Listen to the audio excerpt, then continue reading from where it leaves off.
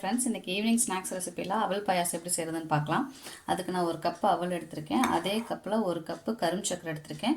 நீங்கள் மண்டவெல்லமும் எடுத்துக்கலாம், இல்லை ஜீனி போடனாலும் போட்டுக்கலாம். அடுத்து நான் என்ன எடுத்திருக்கேன்னா, காய்ச்சின பால் எடுத்து வச்சுருக்கேன். ஒரு குண்டால், இந்த இவ்வளோ சைஸ் குண்டால் பால் எடுத்து வச்சுருக்கேன். அடுத்து ஒரு 10 முந்திரியும் 3 ஏலக்காவும் எடுத்திருக்கேன். இப்போ இது எப்படி செய்கிறதுன்னு பார்க்கலாம். வச்சு 2 ஸ்பூன் நெய் ஊற்றிக்கலாம். நெய் உருகட்டும்.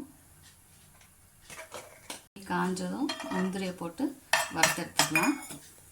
நீங்கள் இதில் கிறிஸ்மஸ் பழம் போடணுன்னாலும் போட்டுக்கலாம். நான் முந்திரி மட்டும் போடுறேன். வச்சு அதை எடுத்துக்கலாம். கலர் லேசாக சேஞ்ச் ஆனோன்னே எடுத்துகிட்டு இதே நெய்யில் நம்ம என்ன பண்ணிக்கலாம்னா இந்த அவலை போட்டு வறுத்தெடுத்துக்கலாம். இந்த அவலை போட்டு நம்ம வறுத்தெடுத்துக்கலாம். அவல் கலர் சேஞ்ச் ஆகிற வரையும் வறுத்துக்கலாம். இதுனா நல்லா அவல் பொரிஞ்சு அப்படியே கலர் சேஞ்ச் ஆகும். அந்த சமயத்தில் நம்ம ஸ்டவ் ஆஃப் பண்ணிவிட்டு இறக்கிக்கலாம். இதை பாயாசத்துக்கு பாத்திரம் வச்சு அதில் பாலை ஊற்றிக்கலாம். பாலை ஊற்றிட்டு இந்த பால்லையே என்ன பண்ண போகிறோன்னா, இப்போ அவலை வேக வைக்க போகிறோம். இந்த பாலில் அவலை சேர்த்துக்கலாம். நான் இது பால் காய்ச்சின பால்.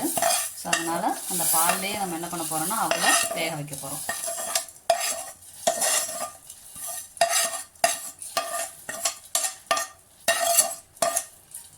அவல் வேகட்டும் பால்லையே. ஏலக்காய் எடுத்துட்டோம் இல்லையா, அதை நுணுக்கி பொடியை சேர்த்துக்கலாம். இப்போ அந்த பாலோடு சேர்ந்து வேகட்டும். 7 மினிட்ஸில் பார்த்தீங்கன்னா நல்லா அவல் வெந்துருச்சு. ஸோ அவல் வெந்ததுக்கப்புறம் தான் நம்ம சர்க்கரை சேர்த்தணும், இல்லைன்னா வேகாது. சேர்த்து வெந்ததுக்கப்புறம் நம்ம அப்படியே சர்க்கரையை சேர்த்து மிக்ஸ் பண்ணி விட்டுக்கலாம். இப்போ நம்ம முந்திரியே சேர்த்துக்கலாம். சர்க்கரையெல்லாம் கரையட்டும்.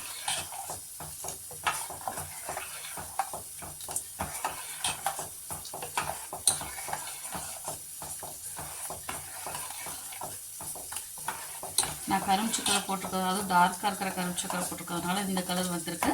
நம்ம போடுற கருஞ்சக்கரையோட கலரு மண்டவெல்லத்தோட கலரை பொறுத்து நமக்கு பாயசத்தோட கலர் டிஃப்ரெண்ட்டாக கிடைக்கும். இது நான் ஒரு 1/2 லிட்டர் பாலில் செஞ்சுருக்கேன். இதே நீங்கள் பால் அதிகப்படுத்துனீங்கன்னா இந்த மற்ற எல்லா பொருளோட அளவையும் அதிகப்படுத்திக்கலாம். சப்போஸ் 1/4 லிட்டர் பாலில் வச்சுன்னா அப்படியே அதை பாதி ஆக்கிக்கலாம். ஒரு 2 மினிட்ஸில் இறக்கிக்கலாம். ஆஃப் பண்ணி இறக்கிடலாம். இப்போ சர்வ் பண்ணிக்கலாம். டேஸ்டியான அவல் பாயாசம் ரெடி.